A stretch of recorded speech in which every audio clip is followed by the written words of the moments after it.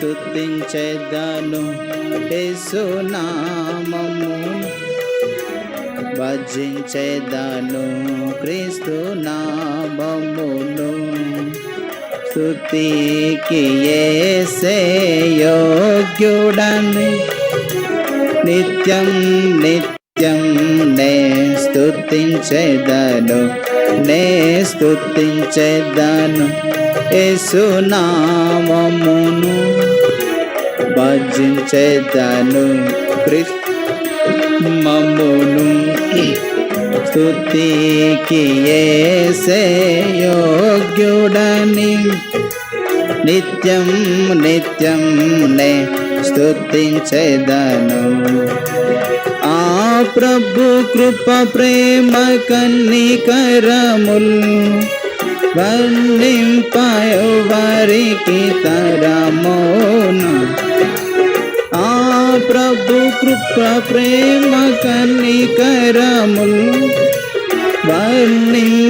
వర్ణింపనెవరికి తరమోనా పాపిని నన్ను రక్షించుటకై చూపెను ప్రేమన పారముగా పాపిని నన్ను రక్షించుటకై చూపెను ప్రేమ పారముగా స్తుతించెదను యేసు నామమును భజించెదను క్రీస్తు నామమును స్తుతికి యేసే యోగ్యుడని నిత్యం నిత్యం నే స్తుతించెదను పాపము నీయు బాపుటకై శాపములన్నీయు మాపుటకై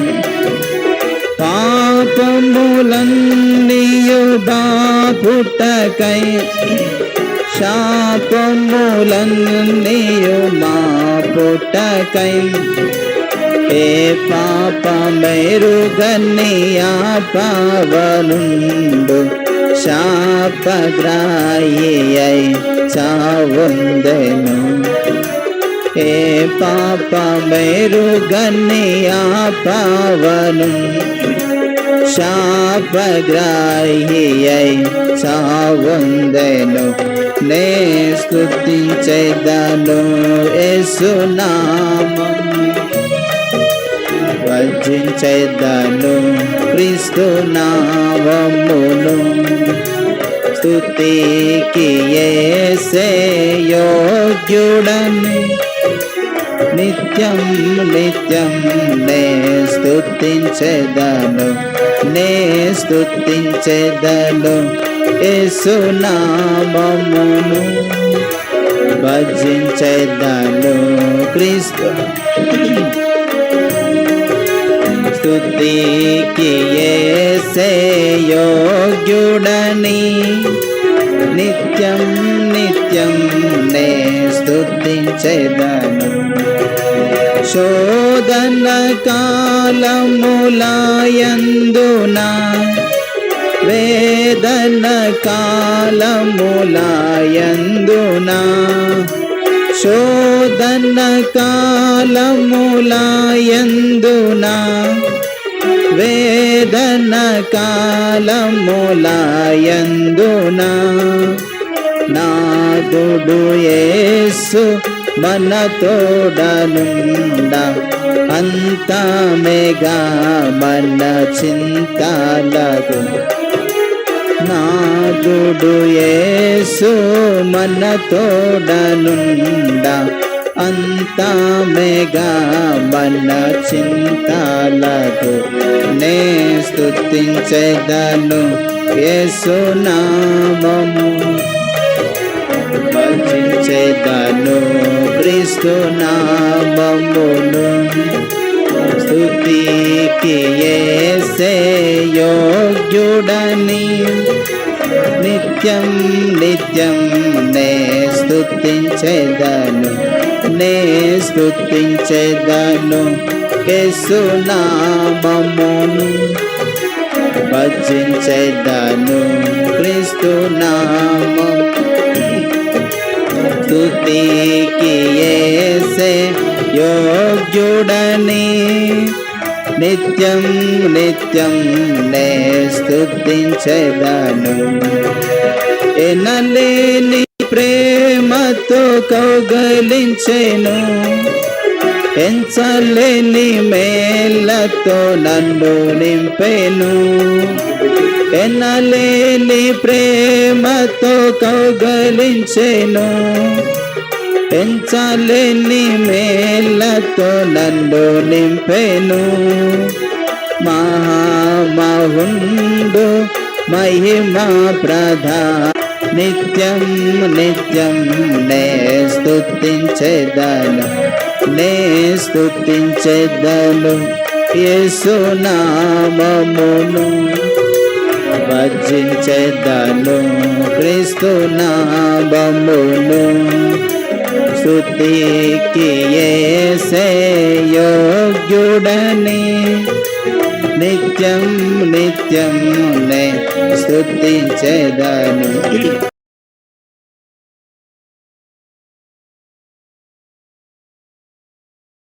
దేవ సర్వకృపానిధి నిన్న నేడు ఒకే రీతి ఉన్నవాడు ఎన్నడూ మారని మార్పు చెందిన దేవ అనంతమైన జ్ఞాని యేసు ప్రభు నామాన్ని బట్టి ఇలా వచ్చే అవకాశం ఇచ్చారు.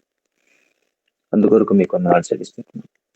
ఈ విధంగా రాత్రి అంతా మీరు కలిగించిన ఆశ్రయం భద్రత కాపుదల క్షేమం కొరకు మీకు బ్రతుకు మనసులు ఇచ్చినారు. ఆయుష్కాలం భూమి మీద పొడిగించినారు. మరొక నూతన దినాన్ని చూసి తరుణం ఇచ్చారు. అందుకొరకు మీకు వందనాలు చెల్లిస్తున్నాను.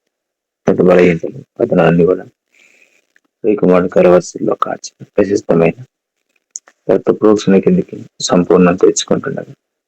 దయచేసి మన్నించిన కడుగుము పవిత్రపరచమని ప్రార్థిస్తున్నాం. ఉదయకాల సమయం మీ పిల్లంగా చెల్లి సందేహం కొద్ది శేషముగా ప్రాంతంలో ఏకీపించడానికి కొరకు ఏతికి సాగపడుతూ ఉంటారు. దయచేసి మనకి జ్ఞాపకం తీసుకోండి. రేపు ఎటువంటి సమయం మా కొరకు దేనికరంగా చేయమని ప్రార్థిస్తుంటున్నాను. సమయం ద్వారా మా పక్షంగా మెరుకున్న ఉద్దేశాలు దయచేసి మరో బాధగా నెరవేర్చుకోమని ప్రార్థిస్తుంటున్నాను. మీరు జ్ఞాపకం చేసుకోండి. మీ నామై మాత్రమే నడిపించమని ప్రార్థిస్తుంటున్నాను. కలగలు ఏకీవిస్తున్న పరిశుద్ధులందరూ కొరుకున్నారు. ప్రతి వారికి కావాల్సిన భాగం మీ ఆత్మ అనుగ్రహించి ప్రతి వారు కేవలం మీకే ఆయన తెచ్చుకోవాల్సిందిగా ప్రార్థిస్తున్నాం. దేవ మీరే సహాయం చేయండి. మీ సంకల్పం నెరవేర్చుకోండి. ద్వారా నీకు మహిమకరంగా కొనసాగింపు చేయండి.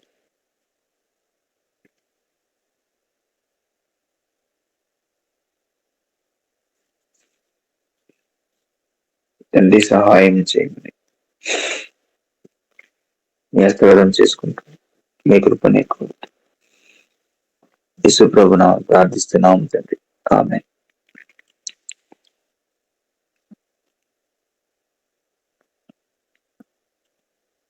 సామెతల గ్రంథం 23వ అధ్యాయం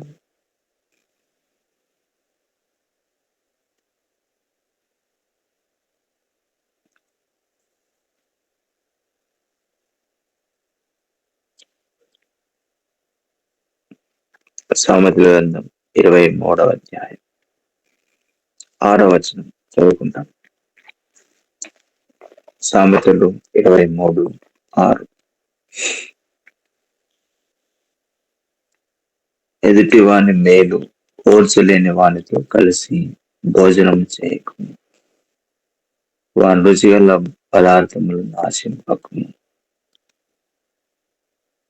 7వ వచనం కూడా, అట్టివాడు తన ఆంతర్యంలో లెక్కలు చూచుకున్నవాడు. తినుము త్రాగుము అని అతను నీతో చెప్పునే గాని అది హృదయంలో ఉండవచ్చు, మాట కాదు. నీవు తిన్న దానిని కక్కివేయదు. నువ్వు పలికిన ఇంపైన మాటలు వ్యర్థములగును.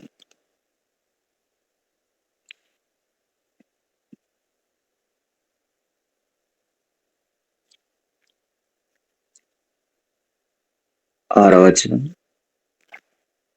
ఎదుటివాని మేలు ఓర్చలేని వానితో కలిసి భోజనం చేయకుము.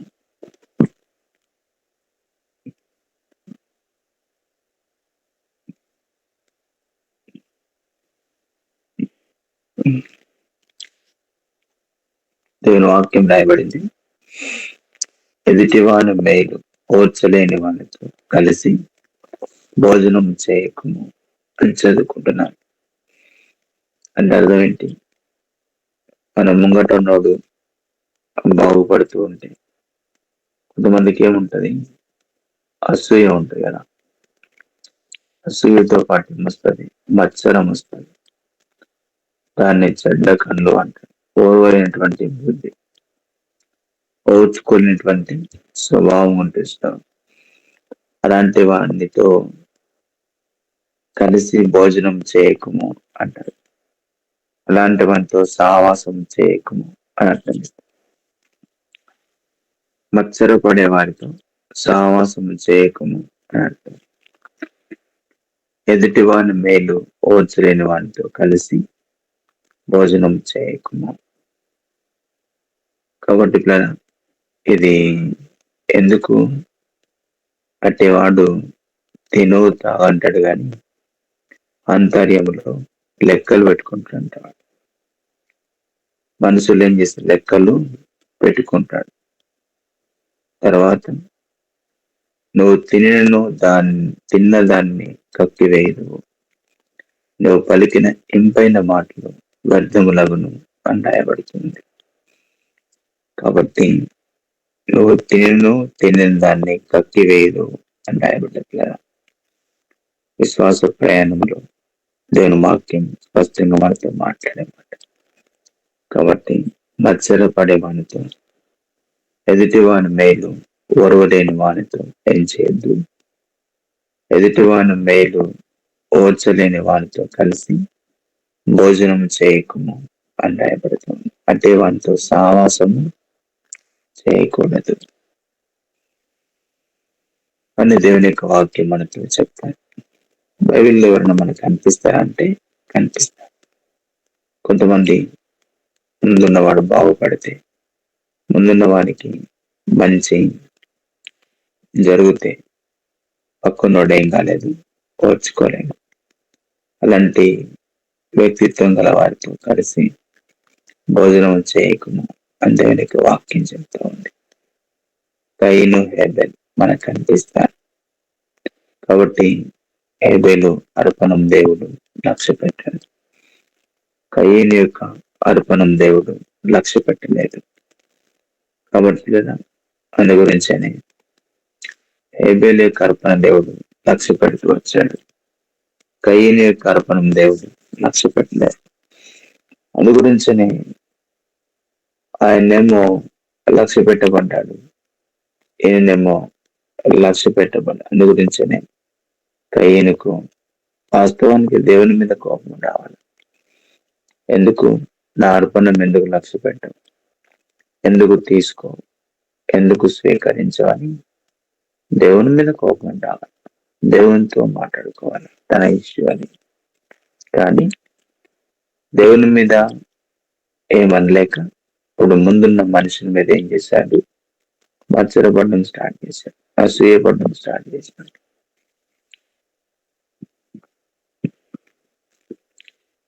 అసూయపడి కయీను హేబెలు మీద కోపం తెచ్చుకున్నాడు, ముఖం చిన్నబుచ్చుకున్నాడు, సరిగ్గా ఆయనతో మాట్లాడట్లేదు, సరిగా ఆయనతో కలిసి పని చేయట్లేదు. ఆయనతో ఏకీవించాలంటే అటువంటి మనసు రావట్లేదు కదా, అటువంటి మనసు రావట్లేదు. అందుకని ఇలాంటి వాడు నా ముంగట ఉంటే నాకు క్షేమం కలగదు, నాకు మేలు కలగదు, భవిష్యత్తులో నాకు మంచి జరగదు. కాబట్టి ఇలాంటి వాడిని నా ముందు నుంచి ఏం చేయాలా, తీసేసుకుంటే పీడ వెలుగురైపోద్ది అని అనుకున్నాడు బహుశా. కాబట్టి గుర్తించుతారా, కొంతమందికి ఉంటుంది చెడ్డ మనసు, ఎదుటి వాడిని మేలు ఓర్చినటువంటి మనసు వాళ్ళు కలిగి ఉంటారు. అందుకని ఈ యొక్క కయీను ఆ ముఖము చిన్నపోయింది. అందుకని గమనించండి. కొద్దిమంది ఫ్రెండ్స్ ఉంటారు. ఒకరికి మంచి మార్కులు వస్తే ఇంకోటి ఏం చేయాలి, అవన్నీ సంతోషించాలి. అరే నా తోటి స్నేహితునికి ఇంత మంచి మార్కులు వచ్చినాయి కదా అని చెప్పి సంతోషించాలి కాదు. అతను నెక్స్ట్ టైం నుంచి జస్ట్ మార్క్స్ లిస్ట్ చూసి సరిపోయింది. ఆ రిజల్ట్ చూసినప్పటి నుంచి వాళ్ళతో మాట్లాడడం మానేశాడు. వాళ్ళతో కలవనికి ఇష్టపడ్డు, వాళ్ళ దగ్గర పోనీకి ఇష్టపడ్డు, వాళ్ళతో వానికి కాల్ చేయడానికి ఫోన్ చేయడానికి ఇష్టపడ్డు. మనసులో ఒకలాంటిది తత్వం ఏర్పడుతుంది. ఏంటిది? ఓర్చుకోలేనటువంటి స్థితి, స్వభావం, ఓర్వలేనటువంటి స్వభావం కదా.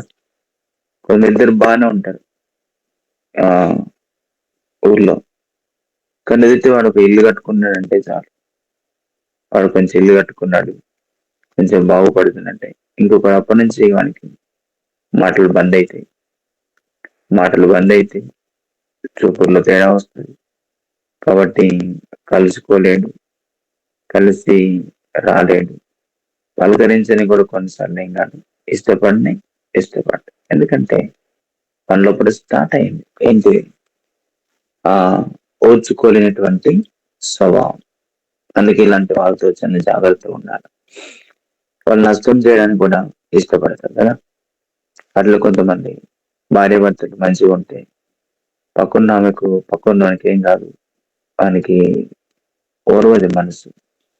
వీళ్ళ కుటుంబం సంతోషంగా పొలం పని చేసుకుంటూ, సంతోషంగా వాళ్ళ పని వాళ్ళు చేసుకుంటూ, ఎప్పుడు గొడవలు లేకుండా, ఎప్పుడు ఆనందంగా వారి జీవితం గడుపుతూ ఉంటే ఆ ఎదుటిన్న వాళ్ళకి ఏం కాదు, మనసులో పట్టదు వాళ్ళకి. అంత అప్పుడు స్టార్ట్ చేస్తారు ఇద్దరి మధ్యలో ఏదైనా తాకలాట పెట్టాల, ఇద్దరి మధ్యలో ఏదైనా పుల్ల వేసినట్టు ప్రయత్నం చేస్తారు. కాపురాలు కూల్చడానికి వాళ్ళు ఇష్టపడతారు. ఎంత భయంకరమైన స్వభావం అంటే అంత భయంకరమైనటువంటి స్వభావం. అలాంటి బైబిల్లో మనకు కనిపిస్తారు. ఎవరు? సౌలు, దావీదు. కాబట్టి అప్పటి వరకు సౌలు బాగానే ఉన్నాడు, అప్పటి వరకు సౌలు యొక్క మనసు బాగానే ఉంది, తేడా ఏం రాలేదు. కానీ ఏ రోజైతే దావీదు సౌలు ఆ యొక్క గొలియాతును చంపేశాడో, ఎప్పుడైతే ప్రజలందరూ కూడా సౌలు 1000 కొలది, దావీదు 10,000 కొలది మందిని హతం చేశానని ప్రజలందరూ కూడా పొగడుతూ వచ్చారు దావీదు. ఆ పొగడ్త ఈయనకి నచ్చలే. ఎవడికి? సౌలు కది నచ్చలేదు. అందుకనే దావీదు మీద విషపు చూపు చూచాను అని రాయబడ్డది. అప్పటి నుంచి ఏం చూపు? విషపు చూపు అంటారు. చూపులోనే ఉన్నది ఏంటి తేడా. అప్పటి నుంచి చూస్తున్నాడు, ఇంకా వీడు రాజ్యం తప్ప ఏం తీసుకుంటాడు, వీడు ఇంతంత లేడు, వీడు గొర్రెలు కాసుకుంటున్న కొడుకంట, వీనికి నా రాజ్యంలో సగం ఇవ్వాల్సి వస్తుంది. ఆనాటి నుంచి దావీదు మీద విషపు చూపు చూసినాడు. విషపు చూపు మాత్రమే కాదు, దావీదును చంపాలని ప్రయత్నం చేస్తున్నాడు. ఇంట్లో సితార వాయిస్తూ ఉంటే ఈటే విసిరినాడు చాలా సందర్భాల్లో. కాబట్టి ఆయన తరమడం ప్రారంభించినాడు. మనుషులు వెనకాల పెట్టుకొని తరుముతూ వెళ్తా ఉన్నాడు కదా. దేవుని వాక్యం జాగ్రత్తగా గమనించి బైబిల్లో మనకు రాసి పెట్టినాడు దేవుడు మనకు మేలు కలగాలని. మనం బుద్ధిమంతులం కావాలని దేవుడు మనకు మేలు కొరకు వాళ్ళందరి జీవితాల గురించి మనకు రాస్తూ వచ్చినాడు దేవుడు. జాగ్రత్త గుర్తించి చంపాలని ప్రయత్నం చేశాడు, చివరికి సౌలే చచ్చాడు. తర్వాత కయీను కూడా తన తమ్ముడినటువంటి హేబేలు మీద అలాంటి చూపే చూస్తూ వచ్చినాడు. కాబట్టి అతనితో మాట్లాడడం లేదు, అతను పలకరించడం లేదు, అతను పట్టించుకోవడం లేదు సరిగా. హేబేల్ అంటే ఆయనకు అంత ఇష్టముగా మాట్లాడలేదు ఇప్పటి నుంచి. ఆయన చూపులో తేడా వచ్చింది, ఆయన మాటల్లో తేడా వచ్చింది. కాబట్టి ముఖం చిన్నపుచ్చుకుంటున్నప్పటి నుంచి ఏది సరిగ్గా పలకరించట్లేదు, మాట్లాడట్లేదు, పట్టించుకోవట్లేదు. కాబట్టి మనసు అంతా ఆయాసం స్టార్ట్ అయింది. మనసులో మొత్తం అంతా భయంకరమైనటువంటి స్వభావం కలిగి ఉన్నాడు. చివరికి ఏమైంది? ఇద్దరు కలిసి పనిచేస్తున్నారు పొలంలో. 50,000 మంచి మనసుతో పనిచేస్తుంటే కయ్యను మాత్రం తన తమ్ముని మీద పడి ఏం చేసినాడు, చంపేసినాడు. కాబట్టి దేవుడైనా దేశదిమ్మడి చేసినాడు. భూమి మీద దిగులు పడుతూ దేశించరై జీవిస్తూ వచ్చాడు. అది ఆయన యొక్క స్థితి. కాబట్టి గుర్తించుకోరా, దేవుని వాక్యం చెప్తుంది, ఎదుటి వాని మేలు ఓర్చలేని వానితో కలిసి భోజనం చేయకము అంటే రాయబడ్డది. ఎదుటివాడు బాగుపడుతుందంటే ఓర్చుకోలేనటువంటి స్వభావం ఉంటది కొంతమందికి. భయంకరమైనటువంటి స్వభావం అది, మామూలుగా కాదు. కాబట్టి ఎంత భయంకరమైన స్వభావం అంటే అంత భయంకర. వీడేం పెట్టేటోడు కాదు, వీడేం ఇచ్చేటోడు కాదు, వీడేం వరకు చేసేటోడు ఏం కాదు, వాళ్ళ పక్షంగా వాళ్ళ కొరకు ఏం ఉండేటోడేం కూడా కాదు. ఒక సలహా ఇవ్వడు, ఒక సహాయం చేయడు, వీడేం చేస్తాడు కాదు. కానీ ఆయనకి కుళ్ళు లోపటంతా కుతంత్రం, కసూయ, మత్సరం, ఓర్వలేనటువంటి స్థితి. అబ్బో, వాడికి నిద్ర పట్టదు. ఇంకా పక్కోడు బాగుపడుతుందంటే సార్ వాడు నిద్ర పట్టదు. వానికి టెన్షన్, హృదయంలో ఒకలాంటి టెన్షన్ స్టార్ట్ అవుతుంది.